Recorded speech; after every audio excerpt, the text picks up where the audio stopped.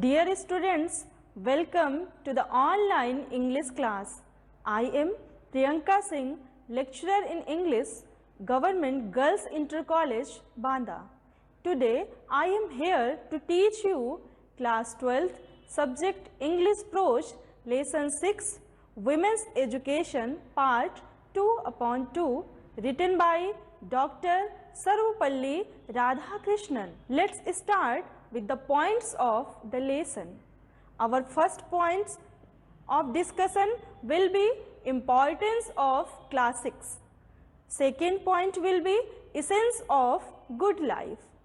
Third point, women's education and civilization. Our fourth point of discussion will be objects of education. Our next point will be initiation into higher life. And the last point of discussion will be historical background of women's condition and modern development. In my last online class, I told you about the present day condition of women and opportunities for them in the society, the kind of education, the definite purpose of education, the distinctive quality of women, that is compassion. Now students, I will ask some questions to check your prior knowledge. My first question is, why do you come to school? We come to school to get education. My next question, what is the benefit of education in one's life? It makes us good citizen. To whom is more needed to educate at present time in our society? So my dear student, today we will discuss about various aspects of education and the historical background and modern development regarding women's education. Students, in my last class, I told you about the author that Dr. S. Radhakrishnan was an educationist, philosopher and statesman. He was born in the year 1888. He was the second president of India. He was also awarded the highest civilian award of India, Bharat Ratna, in 1954. Some of his famous books are Indian Philosophy, Hindu View of Life and Philosophy of Upanishad. Students, let's start with the paragraph 6. There is a famous verse which tells us Sansar Visvrachasya. In this imperfect word Sansar, there are two fruits of inimitable quality. Inimitable means distinctive. These are the study of our great classics. Classics means literary work of first rank and communion with great minds. These two are the things which mold men's minds and hearts.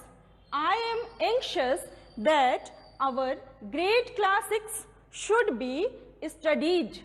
The classics of all countries of which we are the inheritors. Inheritors means descendant. So here the writer Radhakrishnan says that we should study our classics. The writer highlights the value of great Indian classics such as Ramayana, Mahabharata, Bhagavad Gita are the important classics of India. In these lines, the writer explains the importance of our great classics. He further says that this word is incomplete in various ways. None is perfect completely. He used the word imperfect word. Imperfect, not perfect.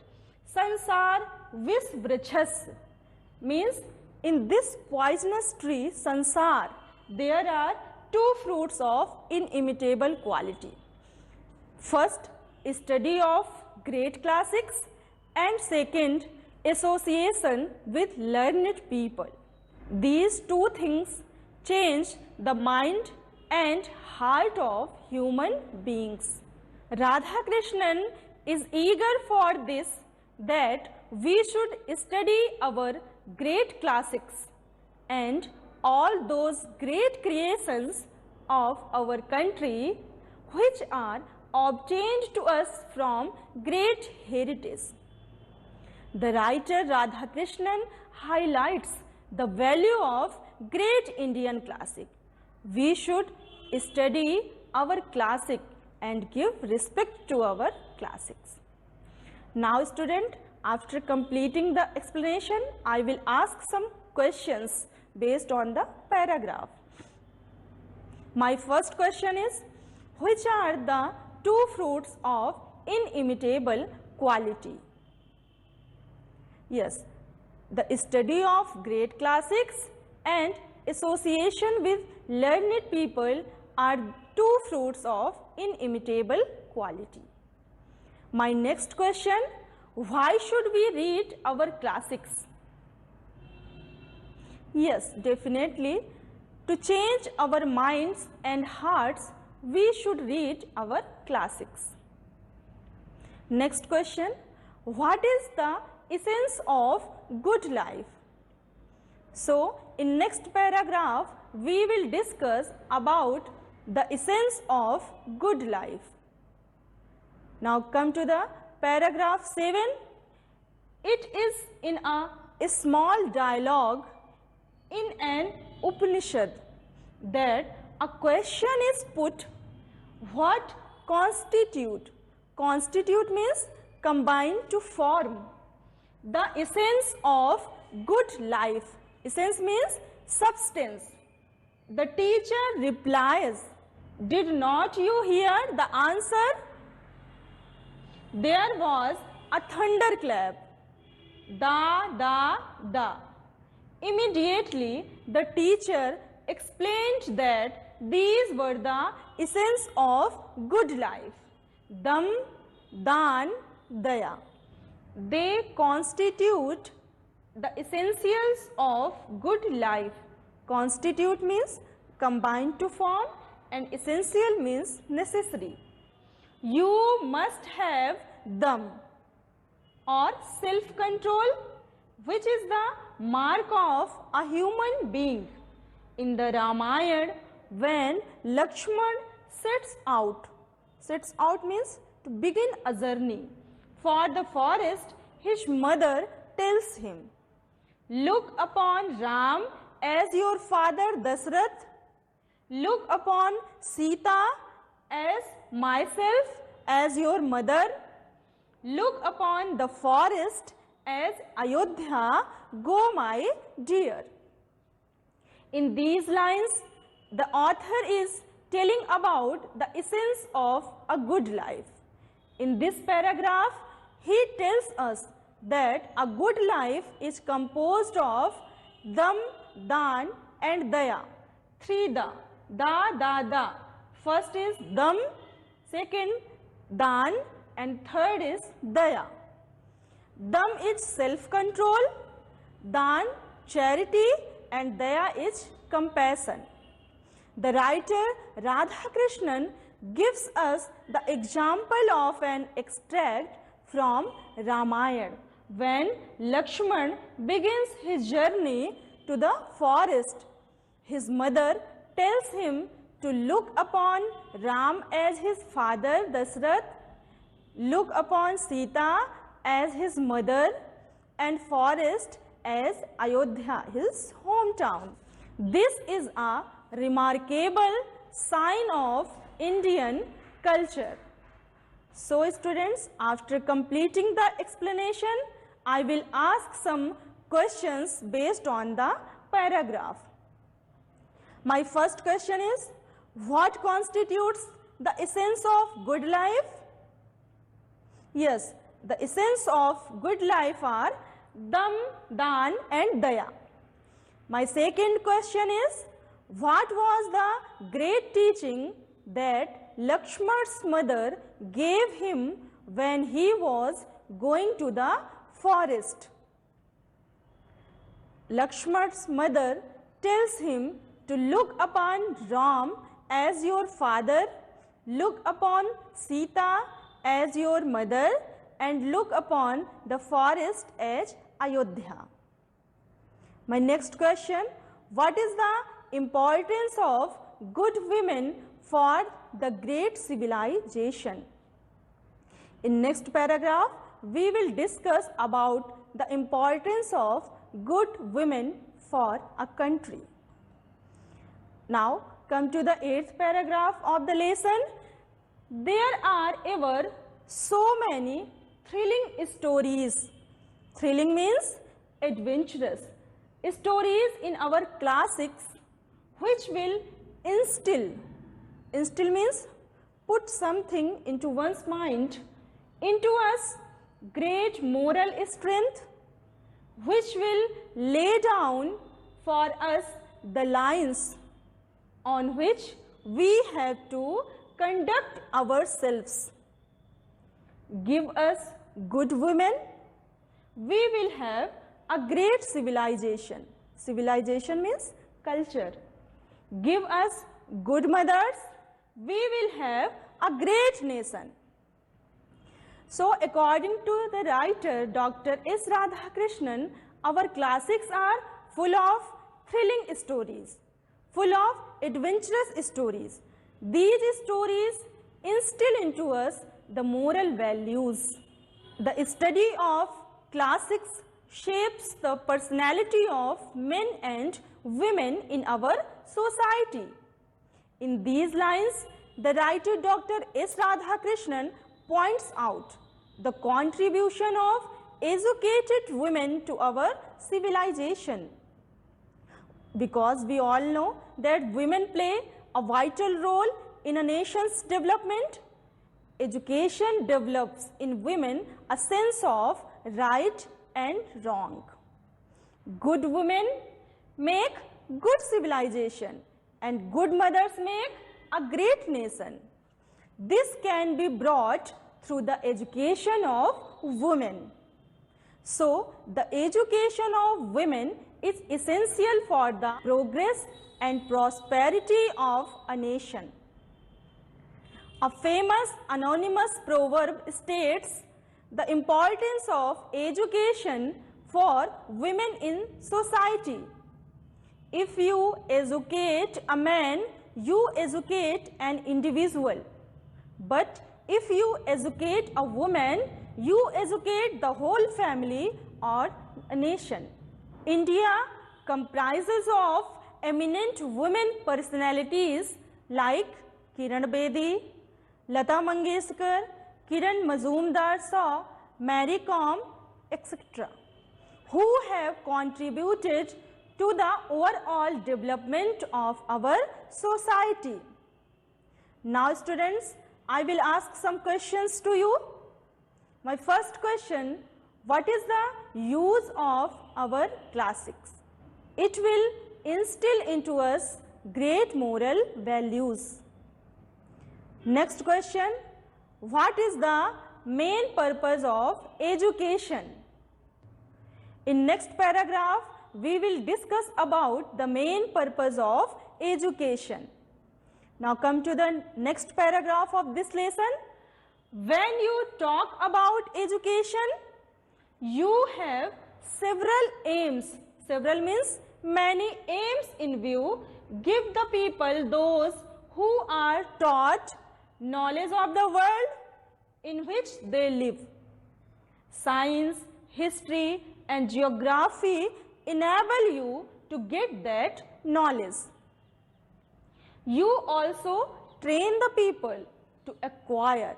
Acquire means to obtain some technical skill by which they can earn a livelihood. Livelihood means income, source of income. These are still accepted the world over as the objects of education. Knowledge of the world in which you live and technical skill by which you can earn a livelihood. the writer Radhakrishnan is explaining two of the many purposes of education. The first and foremost purpose of education is to give as much knowledge to the students as can be given. This is possible by teaching them science, history and geography. Science is inclusive of the natural sciences that let us know about the physical world. History tells us what the world was in the past.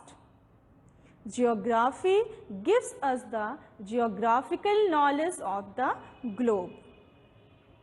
All of this is theoretical knowledge. The other purpose of education is to teach the people to gain applied and industrial ability to do jobs by themselves. This will enable them to earn a livelihood with honor and confidence. Now students, I am going to ask some questions based on the paragraph. My first question, what gives us the knowledge of the world in which we live? Science, history and geography give us the knowledge of the world in which we live. My next question, what will enable you to earn a livelihood? Technical skill will enable you to earn a livelihood. Next question, what is the chief purpose of education according to Radhakrishnan? So in next paragraph, we will discuss about the chief purpose of education. Now paragraph 10, but what is there specific about the kind of education imparted? Specific means particular in the institutions of our country. We have heard that the chief purpose of education is not merely the acquiring of skill or information, but the initiation into a higher life, initiation into a world. Initiation means introduce into the knowledge of some art which transcends. Transcends means to rise above the world of space and time, though the latter informs and animates the former. That has been the main purpose of education. Describing the various facts, figures and fictions, Dr. Radhakrishnan accounts that the women education in India is not widespread. He mentions many fables and stories from our ancient great books in which women have been shown blessed with high honor. There are several aims of education. In these lines, the writer says that these are not the real aims of knowledge. Only getting information and skill are the ordinary aims. The main aim of education is to enable a man to pass a noble and higher life. To make a man successful in this world is to enable a man to enjoy a permanent bliss of spiritual life, initiation into higher life. Now students, I will ask some questions based on the paragraph. My first question is, what kind of knowledge should we get? We should get knowledge of world and knowledge of technical skill. Next question, what is the chief purpose of education? Yes, the chief purpose of education is not merely the acquiring of skill, but initiation into a higher life. Next question, what could our women do in ancient time?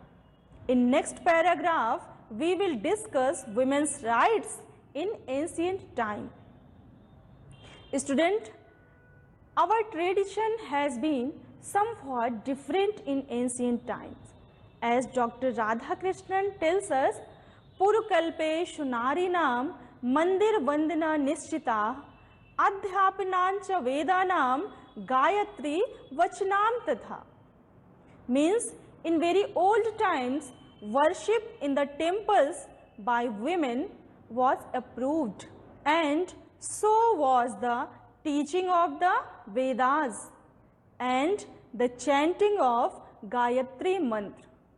We all know Gayatri Mantra, Om Bhur Bhuvah Swaha Tat Savitur Varenyam Bhargo Devasya Dhimahi Dhiyo Yona Prachodayat.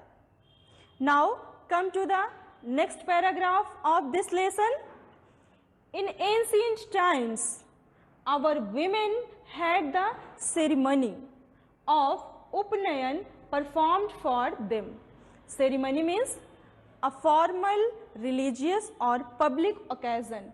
They were entitled to a study of Vedas.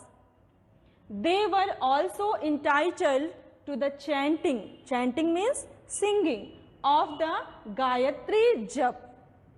All these things were open to our women. But our civilization became arrested, and one of the main signs of that decay means go off, of our civilization is the subjection. Subjection means a state of dependence of women.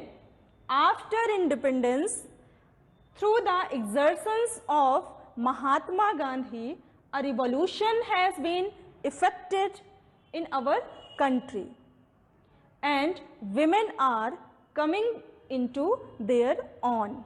Here the writer tells us about the education of women in ancient times. In ancient society, women's education was much deep and broad. In these lines, the writer points out that in ancient times, women had equal rights to men in the field of education. They had the ceremony of Upnayan performed for them. Upnayan ceremony is one of the traditional ceremony that marked the acceptance of a student by a guru and an individual's entrance to a school in Hinduism. They had the right to perform all religious ceremonies, as we can see in the picture. They had the right to study Vedas. Vedas, the oldest and highest sacred writings of Hindu religion. They are 4 in numbers: Rigved, Yajurved, Samved and Atharvaved. And to sing Gayatri Mantra. Their status was not inferior to men in any way, but in the middle age of history, women were neglected. No attention was paid towards the progress of women. The ancient civilization began to decline, and it affected the rights of women adversely. Due to the continuous efforts of Mahatma Gandhi, a revolution occurred in our country. This is the result of Gandhiji's struggle, that women have realized their importance in constructing the future of India. Now, student, after completing the explanation of this passage, I will ask some questions to you. My first question: what was the condition of women in ancient time? Yes, they were entitled to Upnayan Sanskar, chanting of Gayatri Jap and study of Vedas. My next question: what were the improvements in the condition of women after independence? After independence, women are coming into their own situations as ancient time in India. Now students, we will stop here. But let me summarize all the things that we have studied today. The writer highlights the value of great Indian classics. The three important qualities of a valuable life are Dam, Dan and Daya. Theoretical knowledge and technical skill both should be given to the students in our colleges. Education is not merely the acquiring of skill, but the initiation into higher life. In ancient times, women had equal rights to men in the field of education. Now, today we learned about the importance of classics, essence of good life, women's education and civilization, objects of education, initiation into higher life, historical background of women's condition and modern development.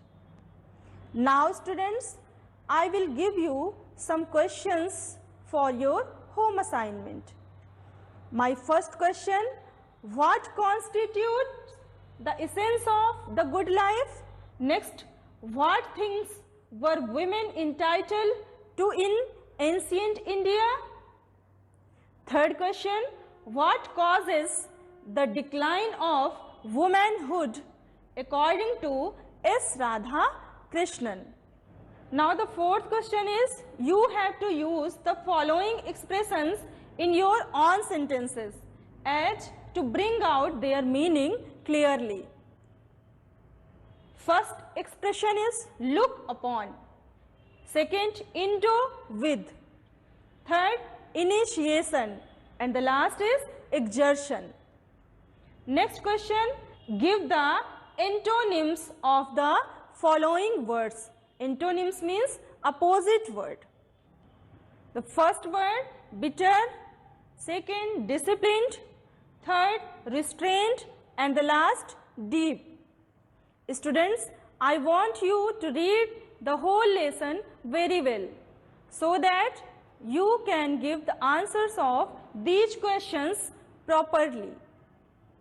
Students, today we have studied class 12th subject English Prose lesson 6 Women's Education part 2/2.